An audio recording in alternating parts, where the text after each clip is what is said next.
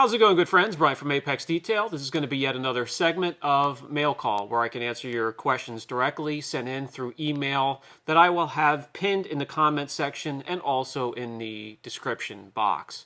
So before we get into it, let's share the viewers' rides.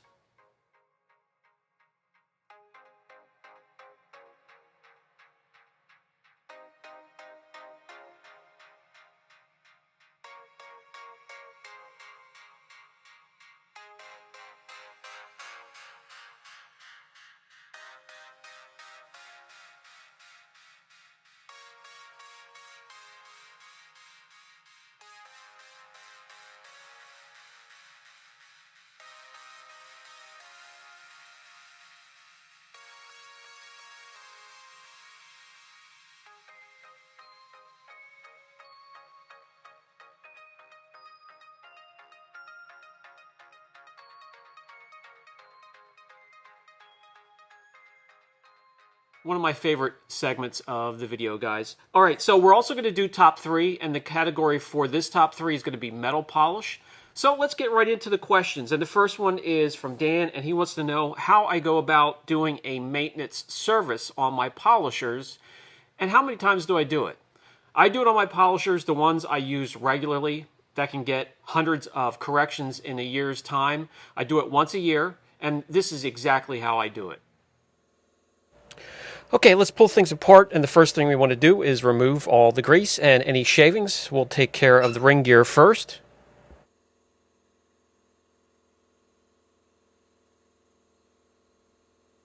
Remove what you can with an old microfiber, then spray some Citral 266 in there. It'll start dissolving, breaking down the grease, lift the shavings. Then you can come in with an old detail brush, agitate a little bit, and then come in with the microfiber again and wipe it clean.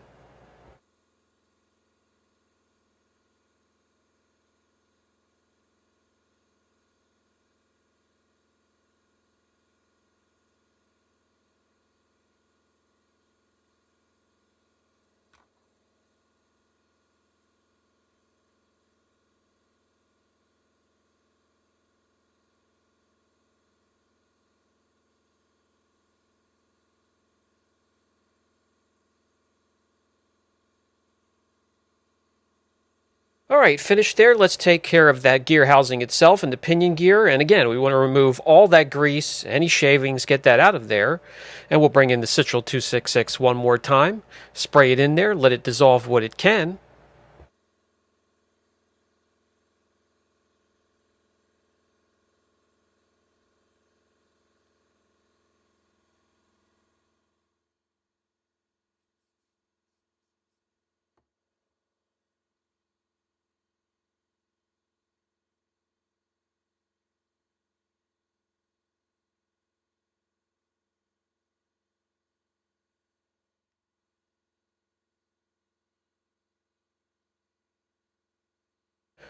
A Q-tip works perfectly fine to get in and around the hard-to-reach areas at the pinion gear.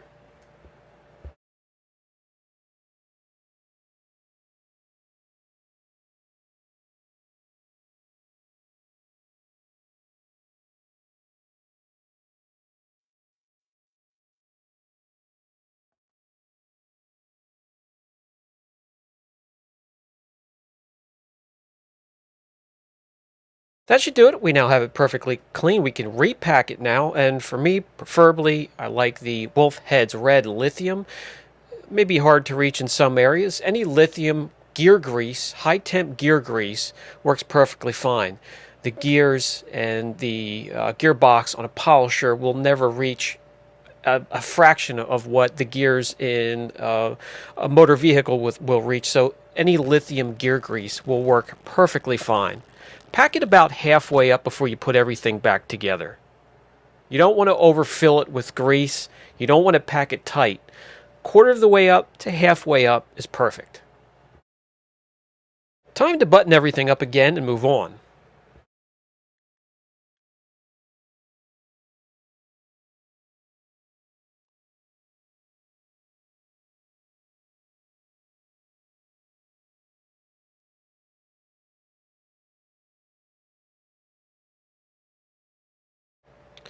Grab a towel, Grab a microfiber, spray a little Citral 266 into the rag, and start to clean up. We've been touching the laminations, we've been touching the commutator, the field windings. We have to get that all cleaned up again and remove any oils and grease from us handling it off of there before we put it back together once again.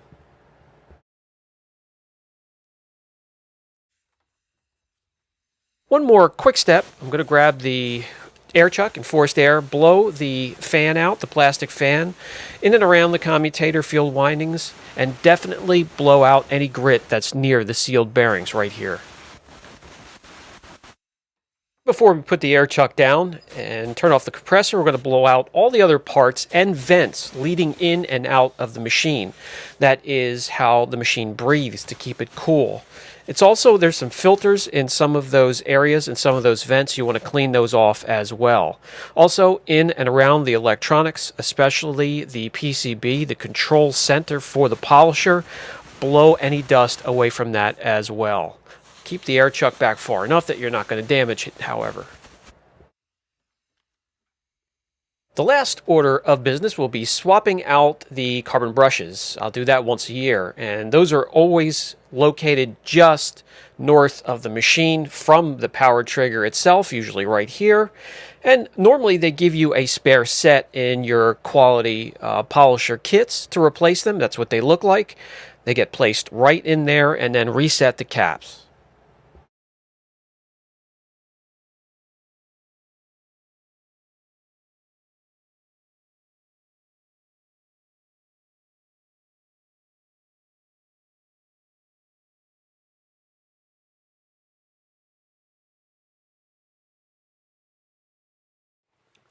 The first question is going to go to Rich Carpenter. He's working on a 2014 Porsche 911. The paint is in good condition, very light blemishes. He wants to know what to use to just do a very light correction, leaving as much clear coat behind, but getting as most gloss as you can. It doesn't mention the color. That's going to steer me one way or another. So if you have a darker color, go with the Xtreme Solutions LVR 403. If you have a lighter color, go with Sonak's Perfect Finish. You mentioned having the yellow Rupes pad. You could start with something a little bit less aggressive, and if that's not cutting it, then hop up to something a little bit more aggressive like the yellow pad or even a Eurofiber pad.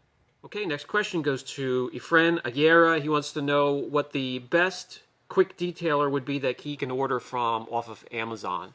So CarPro, the ECH 2.0, or even Elixir would be my recommendations for that. He also wants to know if he should dilute Nanoskin non-acid wheel cleaner. If you have a wheel that is just lightly soiled with a little bit of dust from brake dust, you can break that down 5-to-1, 3-to-1. If you have something that has brake dust buildup that's been baked on there for quite some time, you want to use it full strength. Okay, Set He wants to know what he can use as a metal polish on chrome to clean and protect his Indian Chieftain. Well, I'll tell you, the Tax Systems metal polish, I've yet to do a dedicated video. You might have seen the product sneak into some of the videos so far. This cleans, polishes, and protects all types of metal. Stainless steel, polished aluminum, chrome, so that's what I would recommend. Okay, next, Shane McKinney wants to know if it's safer to do multiple wash mitts or grab plush microfibers, fold them into 4 so you get 8 sides. I'm going to go with the wash mitts. Hands down, they hold a lot more moisture. So if you feel like it's getting a little grabby, a little dry on the panel, give it a squeeze. You can get more wash solution, which has the lubrication in it. A plush microfiber is just going to run too dry very quickly. Even though you have all of those clean sides to flop to, you don't want the panel to start to dry out or your microfiber and the microfiber rags start to drag. That's where marring comes into place. Okay, next, Chris Versace. He's polishing out marks from wipers that are left on a windshield, and then he's having trouble with a sealant that he applied to get to stick. It gets blotchy. It doesn't last very long. If you're happy with where you're at, the scratches from the wiper, stop. I don't like to work on windshield and glass just because of the laminate that's in between, the tinted laminate that's pinched in between two panes of glass for the windshield, the front windshield. If you heat that up too much in one area, it's going to distort. You're never going to be able to straighten that out. So if you've gotten the scratches to where you can bear them, then it's just a question of the sealant that you're using.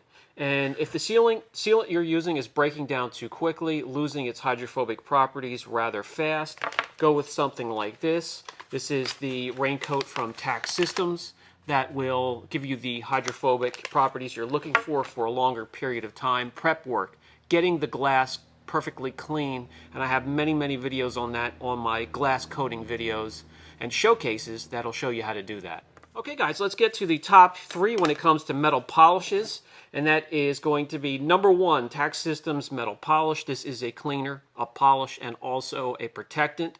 Number 2 for me is going to be the Xtreme Solutions white box, and in here has a bag with a pink cotton or a pink fiberglass material soaked in a cleaner that does a great job cleaning and polishing. And then the number 3 is Old Reliable, that's been around forever and still does a fantastic job cleaning, polishing, and removing rust. So that's the top 3. All right, guys, that's going to do it for today's video. Let's pause once again and run through some more viewers' rides.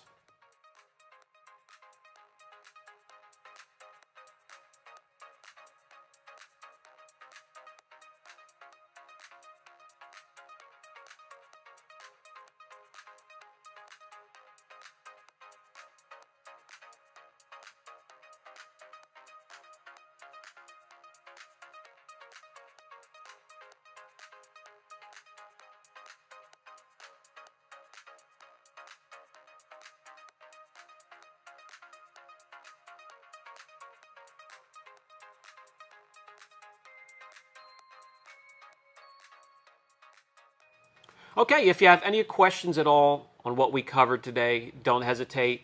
Don't forget the email link is down below. It's pinned. Also, it's in the description box. I love the questions and also your rides. Absolutely fantastic. I'll catch you guys in the next video.